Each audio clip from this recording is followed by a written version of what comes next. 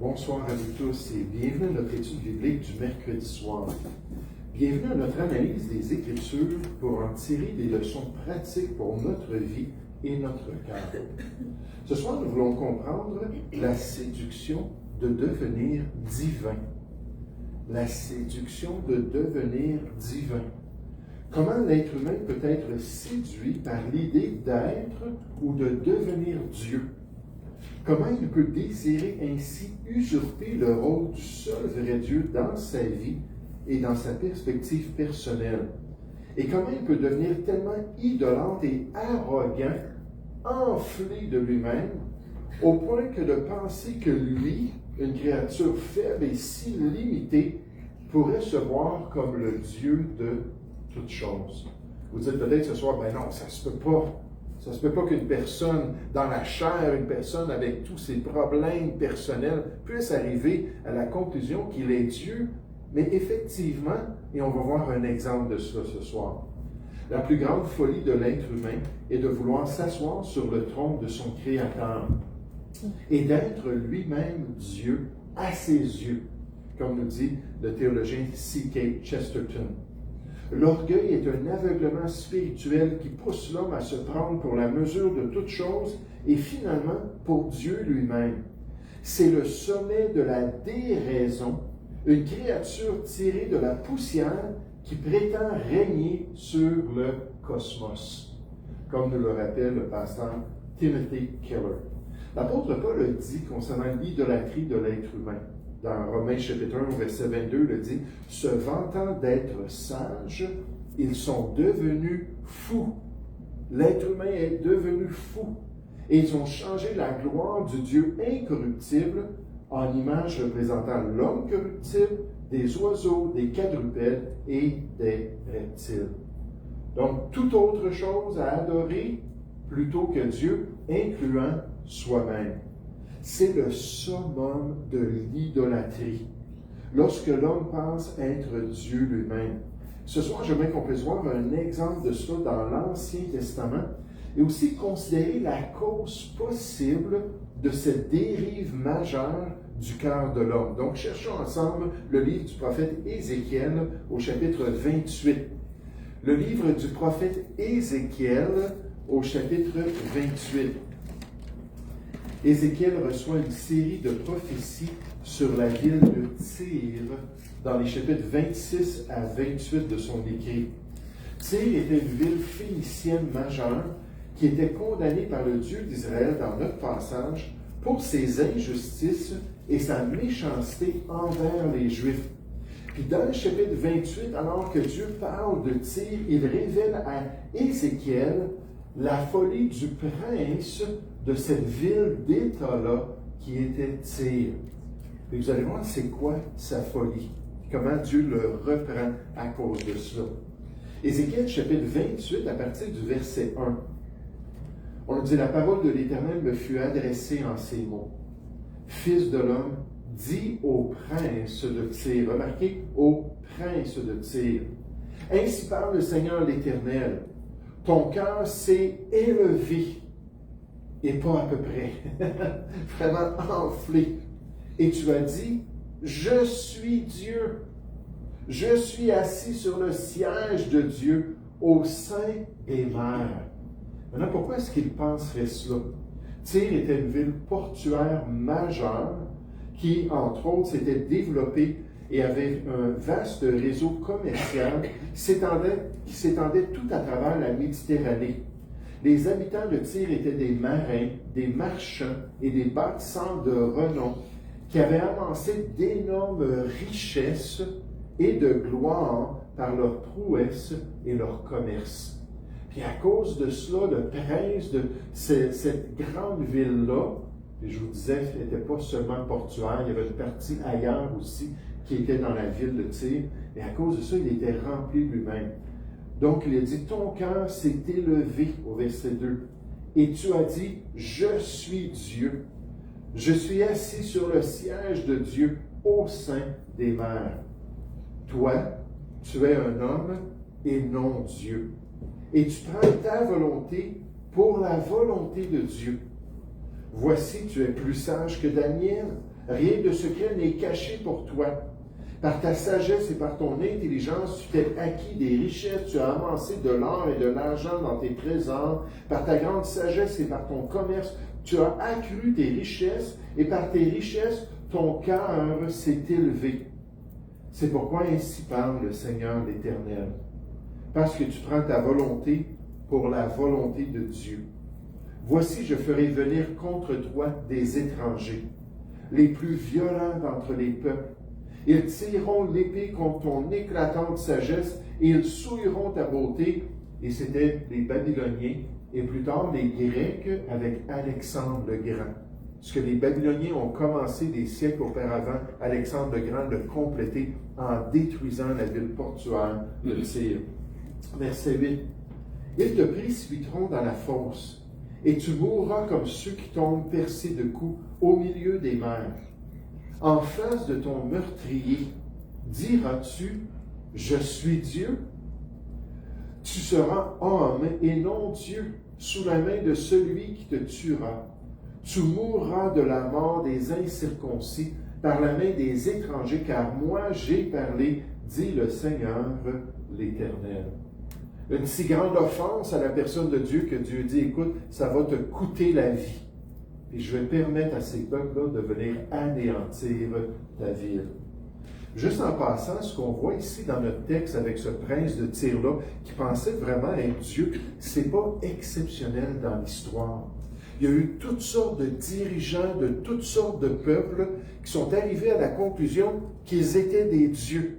Puis encore une fois, c'est tellement en pensant à mon expérience personnelle, par mes petits bobos, par mes limites personnelles, comment est-ce que je pourrais arriver à cette pensée-là que je suis Dieu et que j'ai créé toutes choses.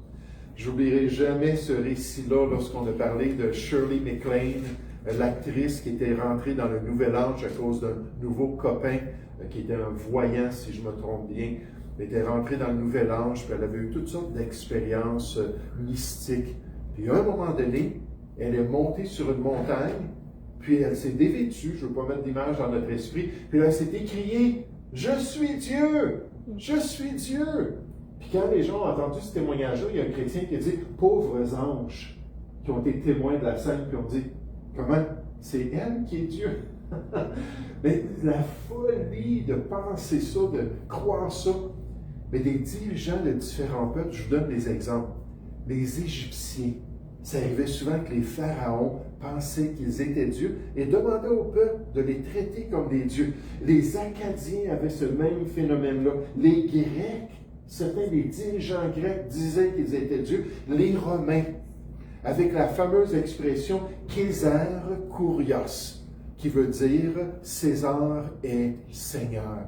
Puis Kurios, c'est l'autorité suprême d'un Dieu.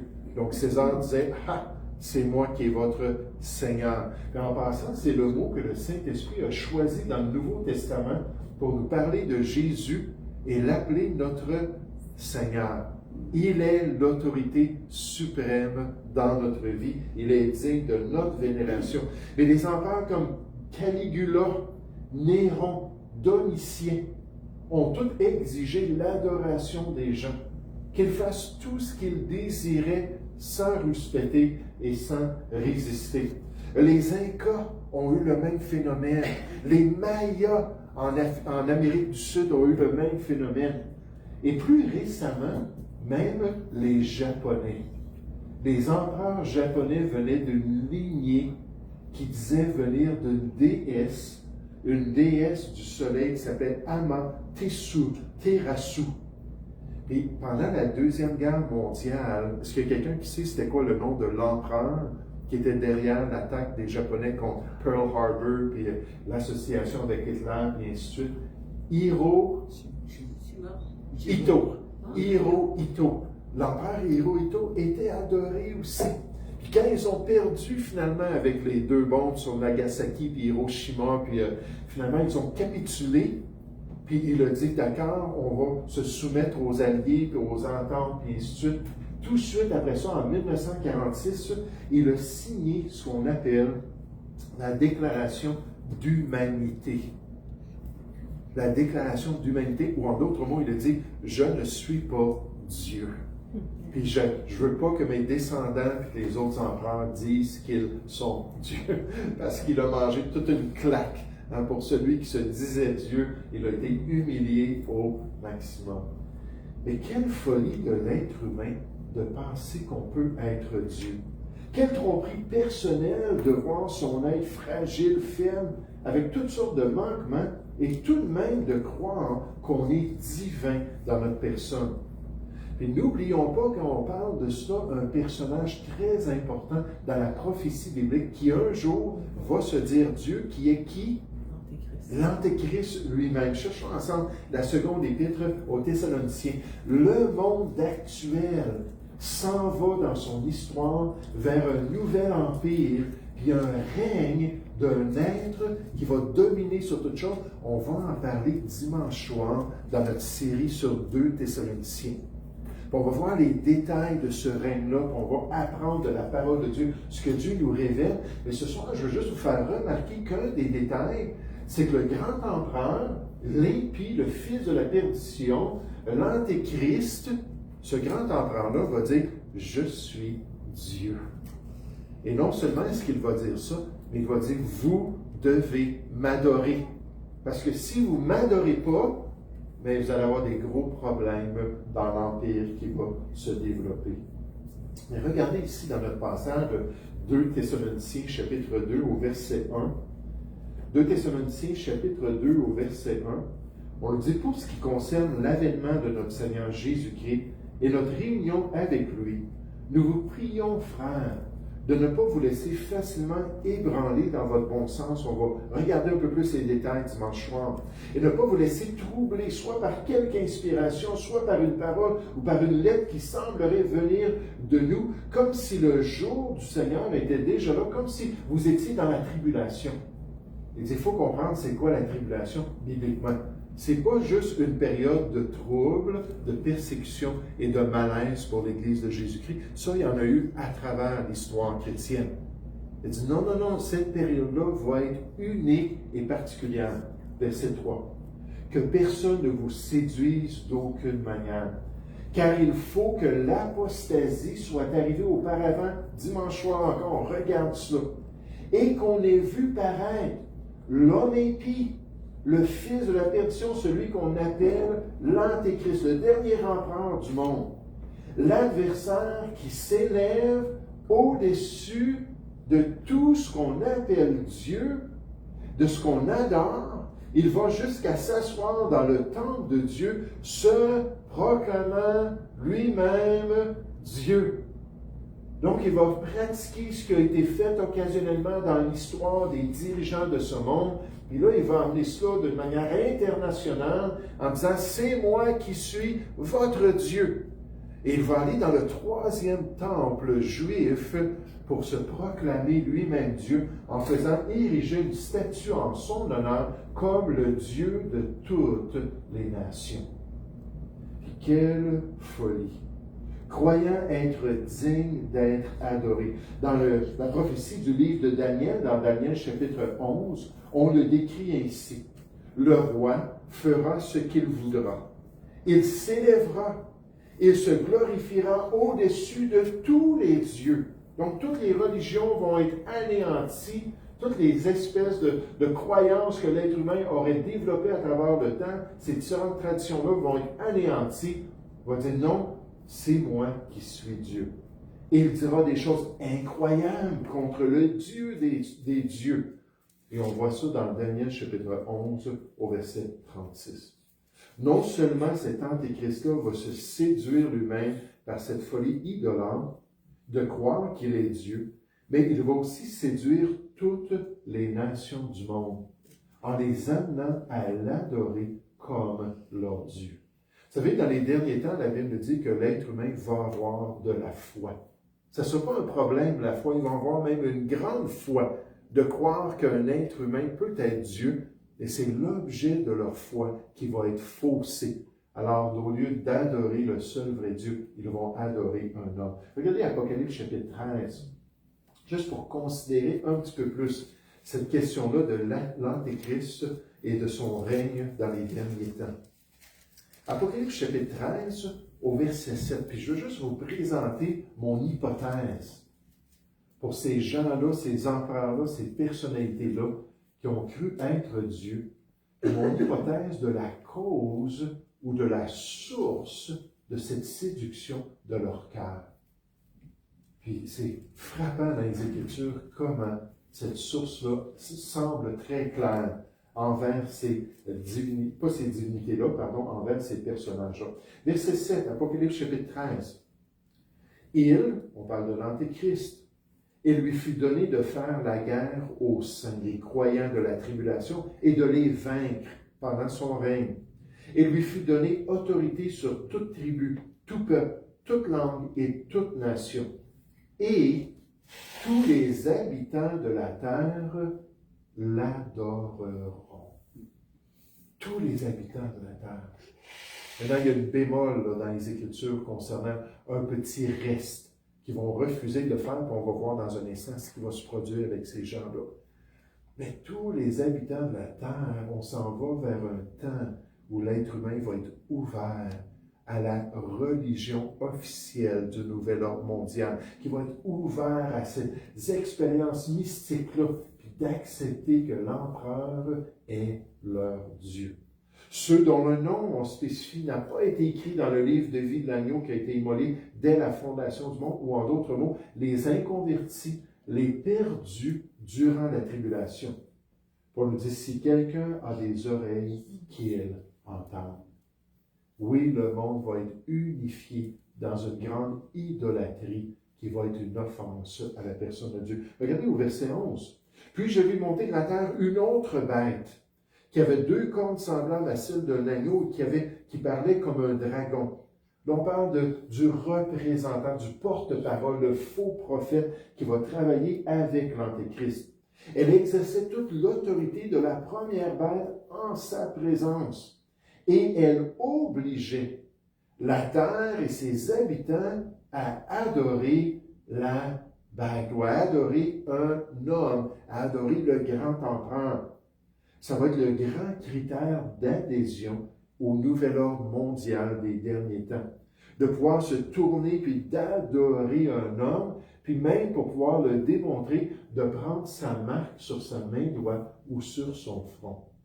Des fois, pendant la COVID, il y a des gens qui m'ont demandé, est-ce que le vaccin de la COVID, c'est la marque de la bête? Puis là, j'aurais expliqué, j'ai dit non, il faut comprendre c'est quoi dans les derniers temps la marque de la bête. Parce que là, ils ont parlé de la technologie qui était liée à l'ARN messager, et toutes sortes de choses qui pourraient être insérées à travers ces vaccins-là. Puis est-ce que ça serait ce code-là, finalement, qui ferait en sorte qu'on n'est pas un adorateur, mais qu'on rentre dans cet ordre-là qui est contraire à la volonté de Dieu? Puis là, je leur disais, il faut comprendre que la marque prophétique, c'est une marque d'adoration. Ce n'est pas une marque de survie, ce n'est pas une marque de protection personnelle pour prendre quelque chose pour nous empêcher d'avoir des conséquences d'une maladie comme la COVID, puis ainsi de suite, une infection comme la COVID. Pas du tout. C'est vraiment un choix de se détourner de l'Évangile qui va être prêché partout pendant la tribulation. Jésus le dit dans Matthieu chapitre 24, à toutes les nations pour rendre témoignage à tous les hommes sur la terre que Jésus-Christ est le seul sauveur. Puis en plus de ça, il y aura 2 témoins pendant 3 ans et demi à Jérusalem qui vont proclamer, ne croyez pas dans le système, n'acceptez pas d'adorer cet homme-là. Ils vont avoir la liberté 3 ans et demi de temps de le faire jusqu'à ce qu'il soit exécuté. Puis la Bible nous dit que les nations vont être tourmentées par leur message.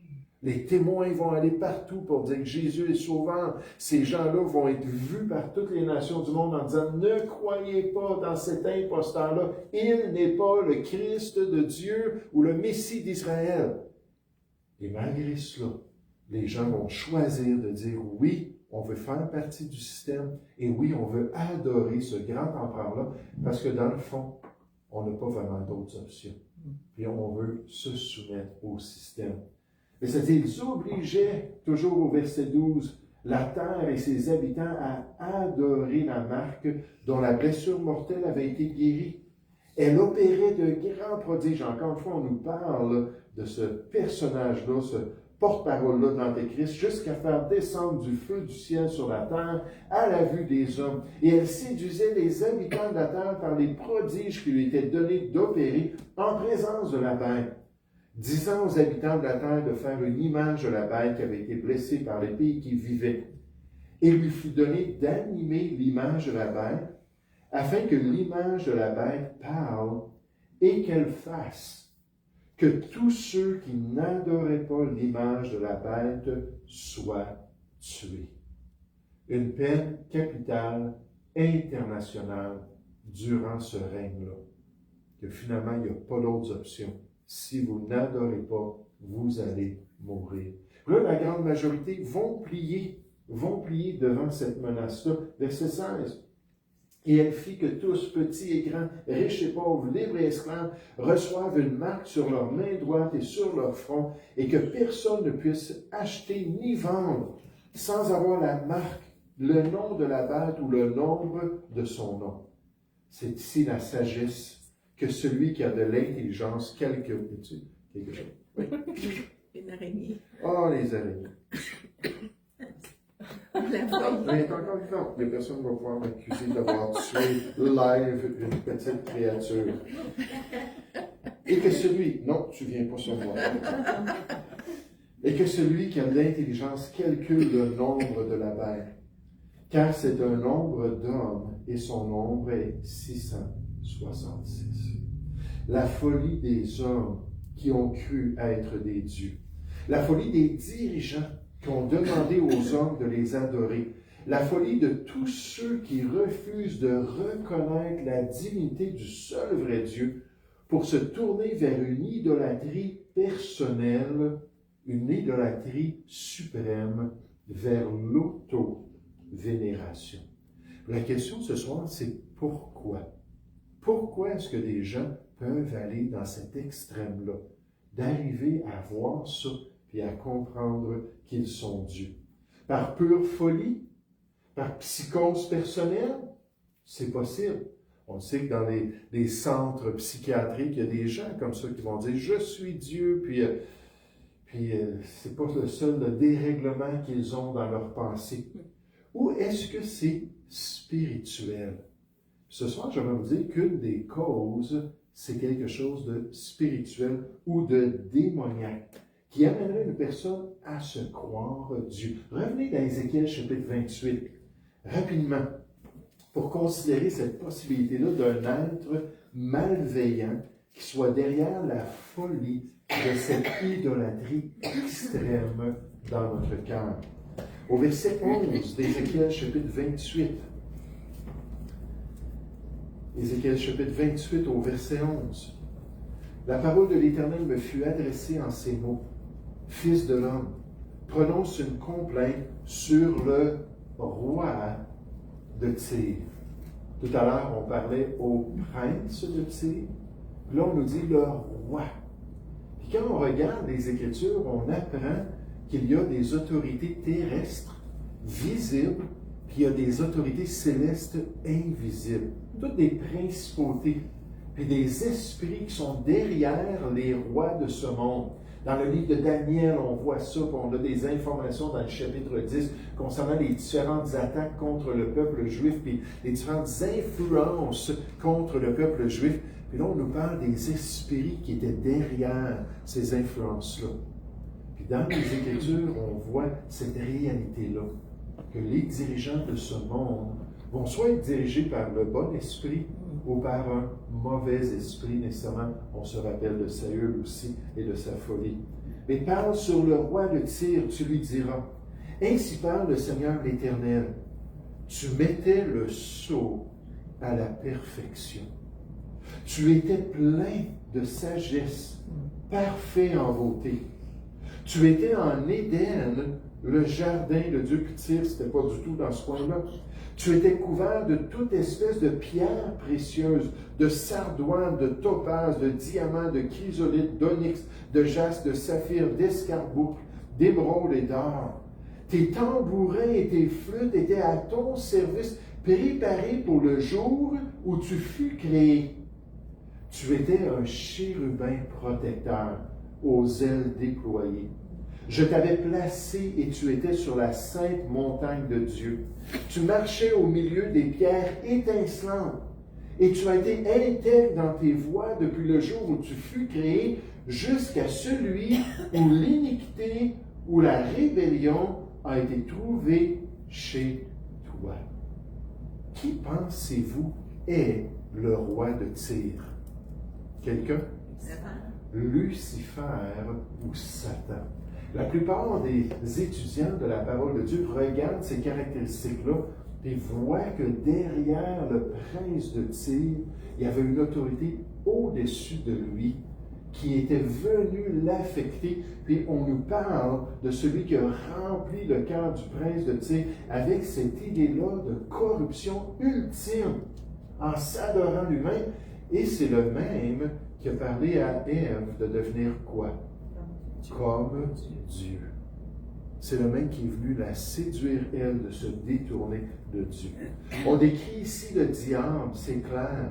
Bien que cet oracle s'adresse formellement au roi de Tyr, la grandeur des expressions dépasse de loin la mesure d'une condition humaine. Être dans le jardin de Dieu, être couvert de pierres précieuses, être un chérubin protecteur établi sur la sainte montagne. Vous savez, quand on étudie toute la question des démons, toute la question angélique, on s'aperçoit que Lucifer était plus grand que les archanges de Dieu. Que les archanges de Dieu étaient moins glorieux que lui. C'était comme la créature suprême dans le monde angélique que Dieu a créée. Puis même des créatures comme Michaël, lorsqu'il a voulu discuter avec Satan qui voulait prendre le corps de Moïse, puis peut-être l'amener au peuple pour qu'il l'adore, puis il lui a résisté, il a dit que le Seigneur te reprenne. On voit ça dans le livre de Jude. Pourquoi? Parce qu'il n'avait pas le droit de reprendre une créature si élevée. Tout cela montre que le texte contemple, à travers le souverain de Tyr, la créature spirituelle originale. Le diable lui-même, avant sa chute, à cause de l'orgueil et à cause qu'il s'éleva comme Dieu, nous rappelle le pasteur Wolver. J'encourage les monitrices de nos classes à jamais chanter un chant qui se moque du diable. Ça arrive surtout dans le monde anglophone, que là, ils font des petits chants, tout ça, puis là, ils rient du diable, et ça, moi, je crois que c'est une offense à la gloire que Dieu a donnée à cette créature-là. Puis oui, on veut y résister avec une foi ferme, oui, on veut combattre contre ces autorités-là, mais il ne faut pas se moquer, parce que Jude et 2 Pierre en parlent, de ceux qui se moquent des gloires que Dieu a créées. On ne devrait pas faire ça. John MacArthur confirme que ce passage concernant le roi de Tyr est similaire à Ésaïe chapitre 14, qui décrit un roi, puis après ça, qui parle d'un autre personnage un peu plus loin. Dans nos cours théologiques, on disait toujours pour la chute du diable, Ésaïe 14, Ézéchiel 28. Ésaïe 14, Ézéchiel 28. Apprenez cela. Ésaïe 14, Ézéchiel 28. Parce que ces deux passages-là nous décrivent un être spirituel parfait qui s'est rebellé contre Dieu. Et nécessairement, les Écritures nous disent qu'il a amené 1/3 des anges dans sa rébellion. Donc, il dit qu'il fait référence au roi de Babylone dans Ésaïe 14. Dans les deux cas, Ésaïe 14, Ézéchiel 28. Certains termes employés correspondent parfaitement à la personne de Satan. Il est fort probable que les deux textes décrivent avant tout le roi humain manipulé par Satan. À l'instar de Pierre même, lorsque Jésus lui dit dans Matthieu 16, « Arrière de moi, Satan ». Dans Actes chapitre 5, vous vous rappelez Ananias et Saphira? Puis qu'est-ce qu'on apprend? On apprend que le diable avait rempli leur cœur. Cette possibilité-là, le jugement du passage peut assurément s'appliquer également à Satan. Alors, est-ce que c'est possible qu'une personne qui croit être Dieu soit en réalité possédée d'un démon? ou possédée même du diable lui-même. Qu'une autorité qui est tellement narcissique et égocentrique à l'extrême est simplement en train de manifester l'esprit impur qui agit à travers elle, qui se manifeste à travers son cœur et à travers ses paroles dans son âme, comme on le voit même dans l'exemple de l'Antéchrist. Est-ce que c'est possible que ce grand empereur-là soit influencé par des forces démoniaques? Allons voir dans les Écritures rapidement. 2 Thessaloniciens chapitre 2, on revient à notre passage. Juste en passant, ayant travaillé pendant presque 2 ans au CRDI, et ayant vu toutes sortes de conditions très particulières en psychiatrie comme cela, pour moi, ça ne serait pas étonnant de voir qu'il y a des conditions spirituelles et démoniaques derrière les différents problèmes psychologiques et psychiatriques. Si on pense au Nouveau Testament et à toutes les personnes possédées qu'on voit dans le Nouveau Testament, surtout dans le peuple juif, qui était sous la loi, qui avait l'influence du temple de Dieu, puis les synagogues, puis toutes ces choses-là, puis qu'il y avait tellement de gens possédés, comment ne pas croire qu'aujourd'hui, avec tout le nouvel âge, puis toutes les influences des sciences ésotériques, puis ainsi de suite, le rejet de Dieu, comment ne pas croire qu'il y a beaucoup de personnes qui soient possédés par des démons. Et peut-être certains d'entre eux les ont convaincus qu'ils sont Dieu. Je sais que Mme Jutras, lorsqu'elle témoigne, des fois, il y a des gens qui lui disent ça. Elle dit, « Ah, ben c'est moi qui est Dieu. Je n'ai pas besoin d'un autre Dieu, je suis Dieu. » Mais peut-être qu'effectivement, il y a des gens qui sont convaincus par ça. 2 Thessaloniciens, chapitre 2, rapidement, au verset 5. 2 Thessaloniciens 2, au verset 5. Ne vous souvenez-vous pas que je vous disais ces choses lorsque j'étais encore chez vous, Paul a parlé de la prophétie. Et maintenant, vous savez ce qui le retient afin qu'il ne paraisse qu'en son temps. On voit ça dimanche soir. Car le mystère de l'iniquité agit déjà. Il faut seulement que celui qui le retient, l'Antéchrist, ait disparu. Et alors paraîtra l'impie, que le Seigneur Jésus détruira par le souffle de sa bouche et qu'il écrasera par l'éclat de son avènement l'impie, le fils de la perdition, qui se déclare Dieu. L'apparition de cet impie se fera par quoi exactement? Par l'éclat de son avènement. Non, par la puissance de Satan. Satan va être lié à ce grand empereur qui va croire être Dieu, avec toutes sortes de miracles, de signes et de prodiges mensongers, et avec toutes les séductions de l'iniquité pour ceux qui périssent parce qu'ils n'ont pas reçu l'amour de la vérité pour être sauvés. Ce n'est pas juste lui qui va être séduit, ça va être les nations. Aussi Dieu leur envoie-t-il une puissance d'égarement pour qu'ils croient au mensonge, afin que tous ceux qui n'ont pas cru à la vérité, qui vont être répandus à travers cette période-là, et qui ont pris plaisir à l'injustice, soient condamnés. Un esprit de séduction sur le grand empereur des derniers temps et sur les citoyens qui vont accepter cette marque d'allégeance envers lui. Et on voit cette influence. Mais ce n'est pas juste là qu'on le voit. Regardez rapidement dans Apocalypse chapitre 13. On revient là, dans Apocalypse chapitre 13. Vous savez, le diable ne peut pas nous posséder. Le diable ne peut pas nous séduire, nous les croyants, comme il peut le faire envers les êtres humains. Lorsque Dieu enlève sa main de protection sur l'être humain, à ce moment-là, il peut y avoir une séduction majeure du cœur de l'être humain. Mais nous, ça ne peut pas se produire dans notre vie. Mais par contre, quand on pense à l'influence du malin et aux doctrines de démons des derniers temps, on voit dans Timothée chapitre 4, l'enseignement, ce que les mauvais esprits essaieraient peut-être même de souffler dans nos oreilles par les médias et par les gens qu'on côtoie, par nos propres réflexions, peuvent nous amener à détrôner Dieu de notre cœur. Donc, on n'arrivera pas à cette place-là, on va dire c'est moi qui suis Dieu, mais on sait qu'il y en a un autre Dieu. Mais on va agir, par contre, comme si on était notre propre Dieu. Puis on va décider dans notre propre vie ce qu'on veut faire sans se soumettre à la personne de Dieu. Dans Pierre 3,15, on nous dit qu'en tant que chrétien, on doit sanctifier Jésus-Christ sur notre cœur. Le mettre à la première place sur le trône qui décide de notre vie. Que veux-tu que je fasse? Et je vais me soumettre à ton plan et à ta volonté. Donc, alors qu'on regarde un aspect pratique ce soir de cette influence-là pour détourner l'homme de la vénération de Dieu, de l'obéissance envers la volonté de Dieu, nous, on ne peut pas être possédés, mais certainement qu'on peut être influencé. Est-ce que c'est Dieu qui règne sur notre cœur? Et est-ce qu'on est prêt à accomplir sa volonté?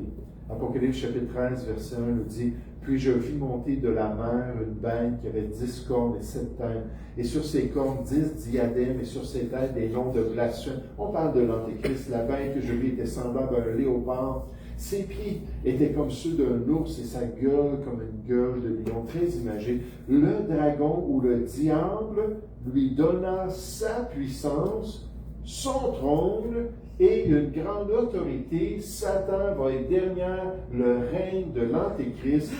Et je vis l'une de ses bêtes comme blessée, de ses têtes comme blessée à mort, et sa blessure mortelle fut guérie, remplie d'admiration. La terre entière suivit la bête, grâce à l'influence du diable, puis c'est pas juste ça. Et ils adorèrent le dragon. Ils adorèrent même le diable. On nous parle dans les derniers temps, dans l'Apocalypse chapitre 9, des gens qui ne cesseront pas d'adorer des démons pendant cette période-là.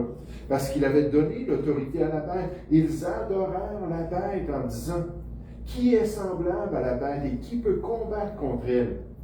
Et lui fut donné une bouche qui proférait des paroles arrogantes et des blasphèmes. Il lui fut donné le pouvoir d'agir pendant 42 mois. Donc son autorité suprême pendant 3 ans et demi.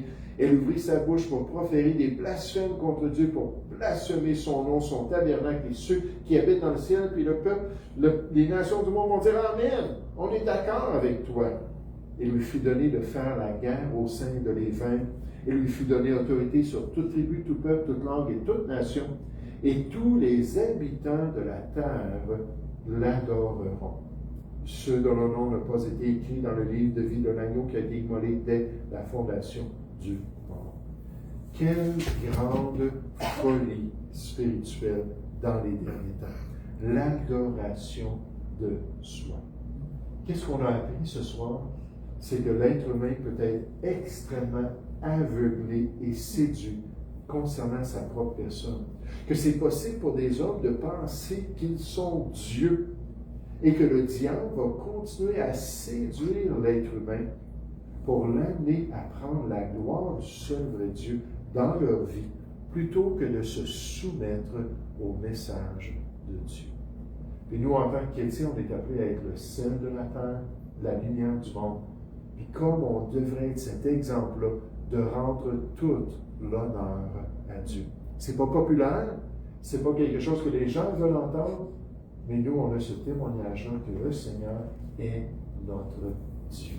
Et on veut le suivre de tout cœur. Prions ensemble. Père Céleste, j'aimerais te remercier ce soir pour ce temps qu'on a pu passer ensemble. J'aimerais te louer, Père, pour ces réalités-là qu'on voit dans l'histoire et aussi dans les Écritures. Et surtout ce grand exemple dans les derniers temps, alors que les êtres humains qui bien souvent se disent progressistes et modernes et logiques et qui vont mettre de côté toutes ces choses-là pour se livrer à l'idolâtrie suprême, en proclamant le grand dirigeant des derniers temps, leur Dieu. Ô Père Céleste, quelle tristesse de voir cela et quelle folie de contempler cette réalité. Alors que l'Évangile va être prêché, alors que la bonne nouvelle va être répandue et que les gens vont faire ce choix de se détourner de Jésus-Christ pour adorer un homme. Père Céleste, je te prie que tu puisses nous aider à être cet exemple-là parmi les gens en disant qu'il y a un seul Dieu et qu'il est le seul digne de notre adoration. Père, guide-nous et protège-nous, nous te prions, au nom du Seigneur Jésus. Amen.